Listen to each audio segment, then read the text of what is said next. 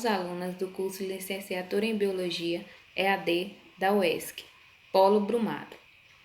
Esse é um trabalho de Química da professora Julieta, e o grupo ele é composto por Lucélia Porto, Magna Oliveira e por mim, Luciana Ribeiro.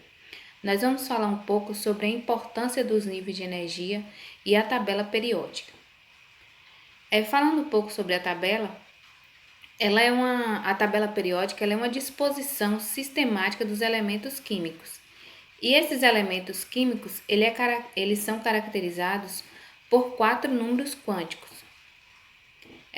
A tabela periódica ela teve início no século XIX, por volta de 1829, com a lei de Astríade de John Goldman. E ela terminou com a disposição sistemática de Dmitry Mendeleev.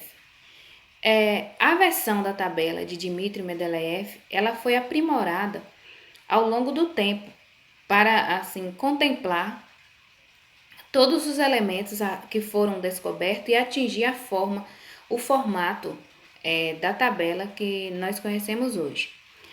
E esses químicos, eles utilizaram alguns critérios para a organização da tabela. Como, por exemplo, eles observaram a densidade, a massa atômica, a radioatividade, o ponto de fusão, o ponto de ebulição e o estado físico de cada elemento para a composição da tabela. E a tabela periódica atual, ela é organizada em ordem crescente de números atômicos. Falando um pouco sobre a tabela periódica. Para se chegar à tabela periódica que nós conhecemos hoje, grande foi as contribuições dos químicos. Como, por exemplo, o químico William de Rousseau, ele descobriu os elementos, o neônio, o argônio, o criptônio e o xenônio, que junto com o radônio e o hélio, eles formam a família dos gases nobres. A tabela periódica atual, ela foi reorganizada por Mozelev em 1913, por ordem de números, número atômico dos elementos químicos.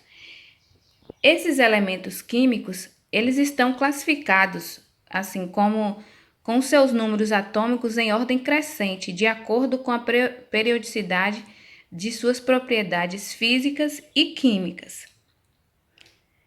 A tabela periódica, ela é reorganizada, ela está organizada em linhas horizontais,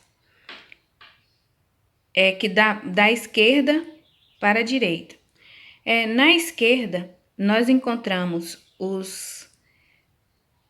o hidrogênio, que é um gás nobre, mas faz parte da família 1A. Nós encontramos os metais alcalinos e os metais alcalinos terrosos. No lado direito da tabela, nós encontramos os metais representativos, os semimetais, não metais, halogênios e também os gases nobres.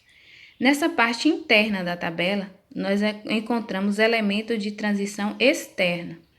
E logo abaixo, nós encontramos os elementos de transição interna, que são representados pelos lantenídeos e actinídeos. Olá, meu nome é Magna, sou estudante do curso de Biologia da UESC, Polo de Brumado, e vou falar um pouquinho sobre o diagrama de Pauling. O diagrama de Pauling, também conhecido como diagrama de distribuição, consiste num modelo que auxilia na configuração dos elétrons dos átomos através dos subníveis de energia. E esses subníveis, eles são representados pelas letras S, P, D e F. Esse aqui é o diagrama de Pauling. Ele está agrupado, os subníveis de energias estão agrupados em ordem crescente. Ele começa assim, terminou aqui, começa aqui de novo, terminou aqui, começa aqui em cima de novo, termina aqui, começa aqui em cima e assim por diante. Estes são subníveis de energia. E esses são os níveis de energia, que vai do 1 até o 7. Esses níveis também podem ser chamados de camadas, camada K, camada L, camada M, N, O, P e Q. Cada subnível desse aqui comporta uma quantidade de elétrons. O subnível S, ele comporta até 2 elétrons. O subnível P, ele comporta até 6 elétrons. O subnível D, até 10 elétrons. E o subnível F, até 14 elétrons. E cada uma dessas camadas suporta uma quantidade máxima de elétrons. A camada 1, a camada K, por exemplo, ela suporta apenas 2 elétrons. A camada L, ela suporta até 8 elétrons. Por que 8? É a soma 2 mais 6 é igual a 8. A camada M suporta até 18 elétrons. A camada N, 32 elétrons. A camada O, 32 também. A camada P, 18 elétrons. E a camada Q, 8 elétrons. E agora eu vou mostrar como que a gente vai fazer o uso do diagrama de Pauling numa distribuição eletrônica.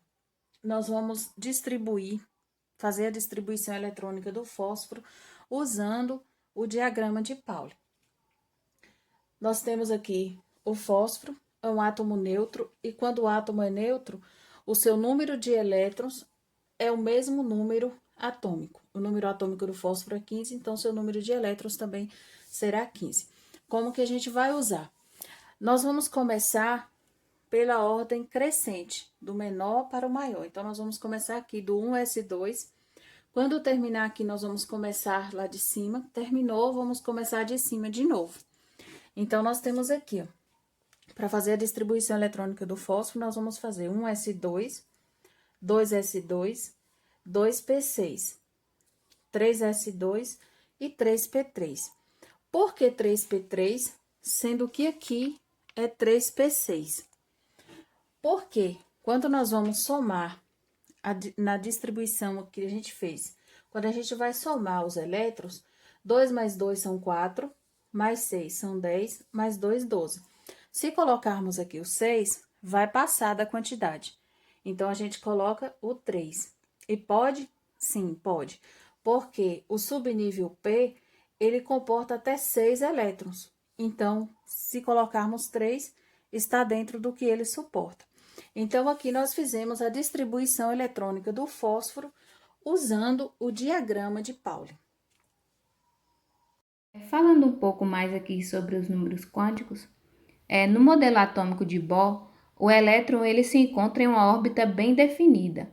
Agora, já na mecânica quântica, nós não podemos dizer onde o elétron se encontra, mas podemos dizer com uma certa probabilidade que ele se encontra em uma região. E essa região nós chamamos de orbital.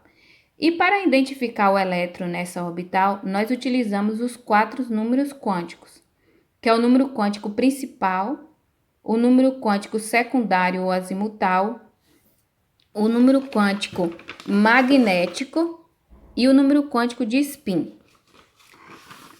O número quântico principal, ele é o número que representa o nível de energia ou a camada eletrônica onde o elétron se encontra.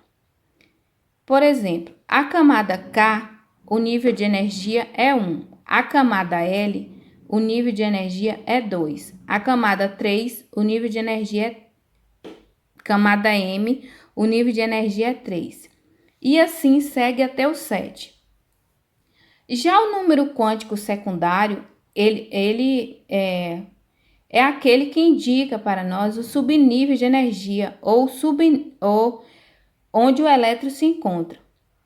Por exemplo, o subnível S, P, D e F representa os seguintes números quânticos secundários, que é igual a 0, 1, 2 e 3. Por exemplo, o S, o L, o número quântico secundário, é igual a 0. O P, o L é igual a 1, o D, o L é igual a 2 e o F, o L é igual a 3. Já no número quântico magnético, ele é representado pela letra M ou ML. ele nos indica a órbita onde o elétron se encontra. Como, por exemplo, o subnível de S, ele possui um orbital, que é o orbital 0. O subnível P, ele possui 3 orbitais, que vai do 0 até o -1.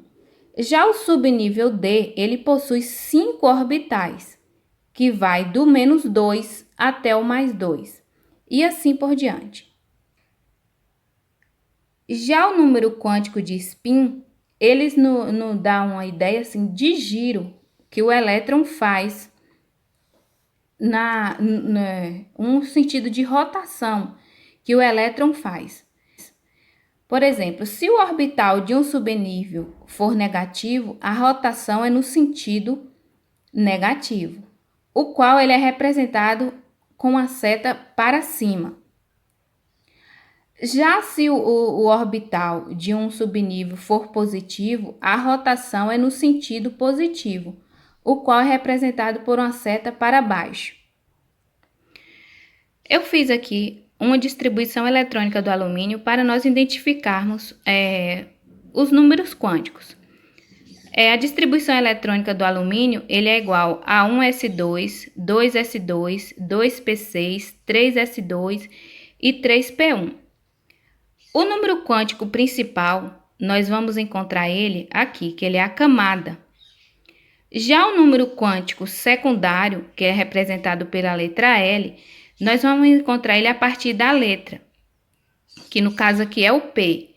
Então, 0, 1. Então, logo o número quântico secundário é 1.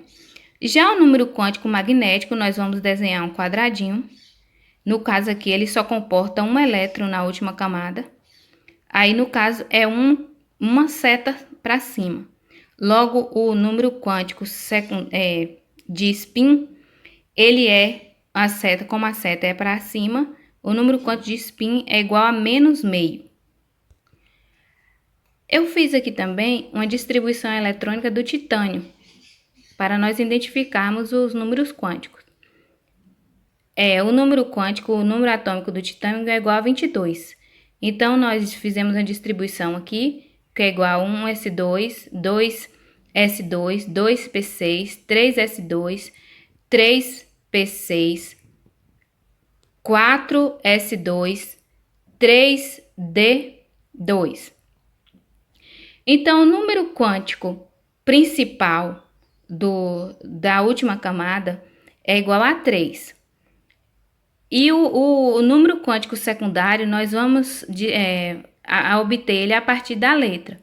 Então, se ele terminou em 3D2, então nós vamos contar aqui, 0, 1, 2. Então, o número quântico secundário é igual a 2. Já o Ml, que é o número quântico magnético, nós vamos desenhar um quadradinho. Ele comporta 2 elétrons na última camada. Então, nós vamos fazer 1, 2. Então, ele é igual a 2.